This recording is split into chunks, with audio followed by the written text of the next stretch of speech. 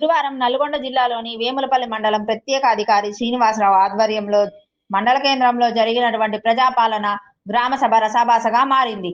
ఈ క్రమంలో అధికారులు ఇందిరమ్మ ఇల్లు, ఇందిరమ్మ ఆత్మీయ భరోసా, రేషన్ కార్డు వంటి పథకాలు ప్రకటిస్తున్న తరుణంలో అందులో పేర్లు లేనటువంటి ప్రజలు ఆందోళన చేశారు. ఈ సందర్భంగా మండల బీఆర్ఎస్ నాయకులు చిర్రా మల్లయ్య ఆధ్వర్యంలో తీవ్ర విమర్శలు గుప్పించారు. గ్రామ సభలో మరి ఎలాంటి జాబితాలు ప్రకటించకుండానే తూతు మంత్రంగా ముగించడం జరుగుతూ ఉంది.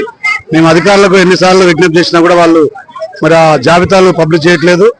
గత 3 రోజుల నుంచి ఈరోజు గ్రామ సభ పెట్టి యామపల్లి గ్రామంలో ఉండబడిన అందరి అర్హులందరికీ కూడా ఇండ్లు, రేషన్ కార్డ్స్, మరి భూమిలో నిరుపేదలకు కరువు పని వాళ్ళకు 12,000 చొప్పున అందరికీ కూడా ఈరోజు జాబితాలు మేము పబ్లిష్ చేస్తామని చెప్పని మరి ప్రజలందరూ జమ చేసి మరి ఈరోజు ఉదయం ఒక పక్కన ప్రభుత్వం రేవంత్ రెడ్డి గారి ప్రభుత్వం మరి ఈ రోజు అందరికి కూడా ఎవరెవరికి ఇండ్లు మేము కేటాయిస్తున్నామో గ్రామ సభలలో చెప్తామని చెప్పని అక్కడ చెప్తా ఉన్నారు. మరి ఇక్కడ వాస్తవ రూపం క్షేత్రస్థాయిలో వచ్చినప్పుడు మరి ఏ ఒక్కరు కూడా ఇల్లు వచ్చినా ఇక్కడ తృప్తిగా పోవట్లేరు.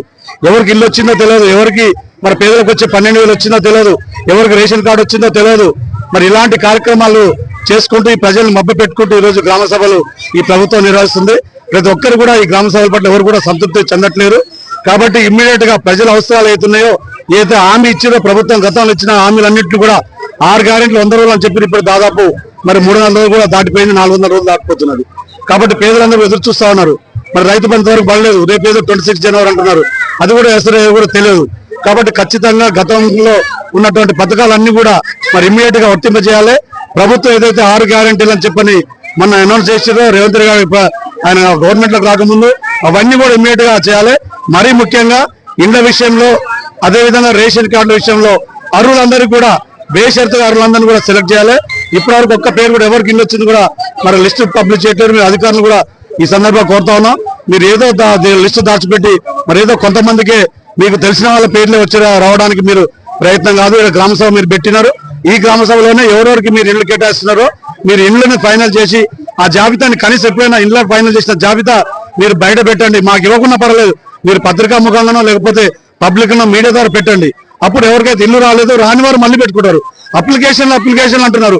ఇప్పటికి 4-5 సార్లు అప్లికేషన్ పెట్టుకొని జిరాక్స్ సెంటర్ చుట్టూ జనం మొత్తం తిరిగి చాలా ఆగమైపోతున్నారు.